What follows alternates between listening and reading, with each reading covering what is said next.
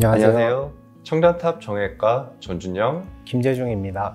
오늘은 어깨에 대해서 같이 이야기를 나눠보겠습니다. 이제 중년 여성분들이 어깨가 아프다고 이제 병원에 많이 방문을 하게 되는데 대부분 환자분들이 하는 이야기가 오십견 왔다고 많이 이야기를 하는데 도대체 오십견은 어떤 병인가요? 이 오십견은 어깨 관절막이 굳는 병을 얘기를 합니다. 50대에 잘 생긴다고 해서 오십견이라는 이름을 붙여놨는데 실제로는 20대도 생길 수가 있고 30대, 40대도 생길 수가 있습니다. 그래서 정확한 이 병에 대한 이름은 유착성 관절막염입니다.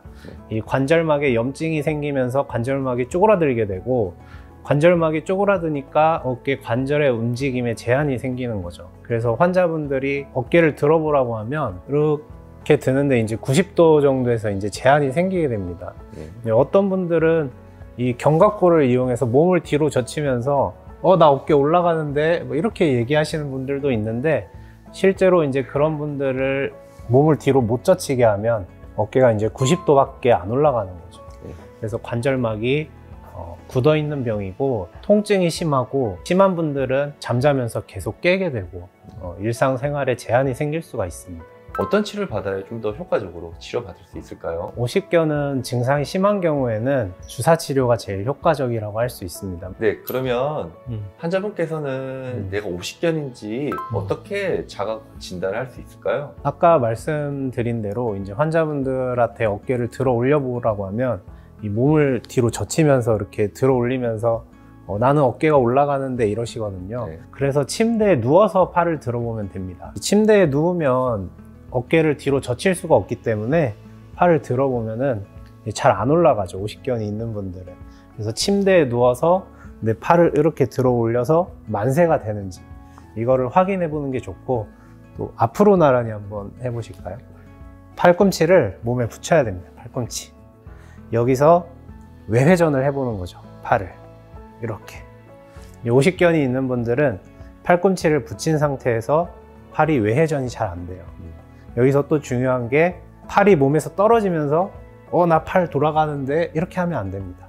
팔꿈치를 몸에 붙이고 팔이 돌아가는지 확인하면 제한이 있다는 걸 볼 수 있습니다.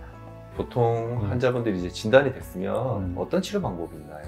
이 오십견이 아까 말씀드린 대로 정확한 이름이 유착성 관절막염이잖아요. 이 관절막에 생기는 염증이기 때문에 일단은 염증을 없애는 치료를 하고, 처음에 증상이 심하지 않을 때는 먹는 소염제로 합니다. 근데 소염제만으로는 사실 환자분들이 치료가 안 되는 경우가 굉장히 많아요. 이 증상이 심하면 주사 치료를 하게 되는데 보통 주사 치료는 2회 내지 3회 정도를 하게 됩니다. 수압팽창술이라는 게 있어요. 수압팽창술이라는 거는 관절 강내에 약물을 주입해 줌으로써 쪼그라든 관절을 물로 늘려주는 거죠. 그래서 이 관절이 다시 늘어나게끔 그렇게 만들어주는 것이 수압팽창술입니다. 이러한 주사 치료를 하다 보면은 환자분들이 증상이 많이 좋아지는데요.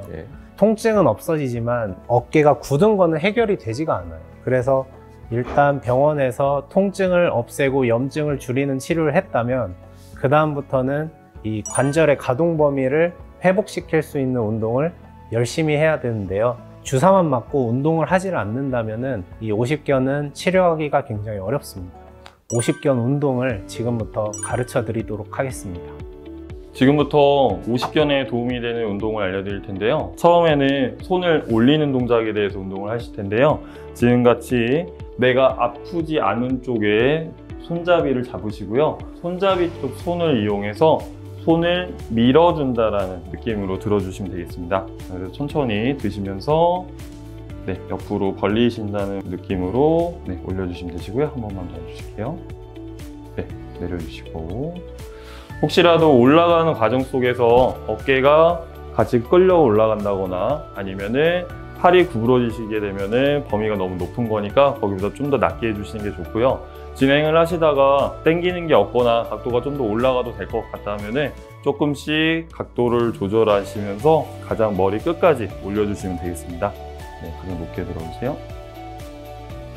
천천히 내려주시면 되겠습니다. 올라가신 상태에서는 바로 내리지 마시고 올라가시는 건 적당한 속도로 올라가시되 유지하시면서 천천히 힘을 빼면서 내려주셔야 운동을 하시고 나서 어깨가 아프지 않습니다. 자, 그 다음에는 팔을 바깥쪽, 그래서 우리가 머리 위로 손을 올리시는 동작을 연습을 할 건데요. 손잡이를 잡은 쪽에 손바닥이 위쪽으로 양쪽 다 올라가게 해주시면 되고요. 아프신 쪽 손 같은 경우에는 밀어주셨을 때 팔꿈치가 벌어지지 않게끔 되도록이면 붙여주시고, 혹시 붙이는 게 통증이 있으면 겨드랑이 사이에 수건 같은 거를 같이 겹쳐주시면 조금 더 도움이 됩니다. 자, 이 상태에서 팔꿈치 떼지 마시고 왼손으로 밀면서 팔을 바깥쪽으로 밀어보실게요.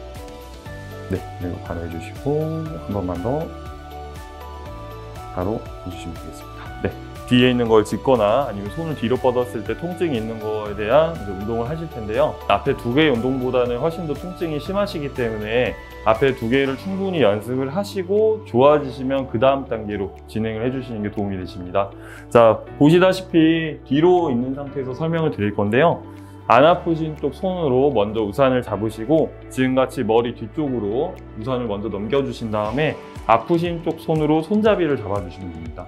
처음에 각도가 많이 안 올라가실 경우에는 우산 끝으로 손을 잡아주시고요. 시작 자세를 최대한 낮게 시작을 해주시면 되겠습니다. 그래서 잡으신 손은 고정을 하시고 반대쪽 손으로 우산을 당기면서 손을 천천히 올려보실까요? 네, 그리고 천천히 내려주세요. 네, 이렇게 진행을 해주시면 되시고요. 하시는 동안에 끌려 올라가면서 어깨가 앞으로 말린다거나 아니면 팔꿈치가 뒤로 가지 않고 이 상태 그대로 올라가실 수 있게끔 운동을 해주셔야 되고, 여기에서 각도가 조금 더 올라가실 때에는 위에 잡고 있는 손을 조금씩 내리시면서 조금 더 각도를 올라가 주시면 되겠습니다.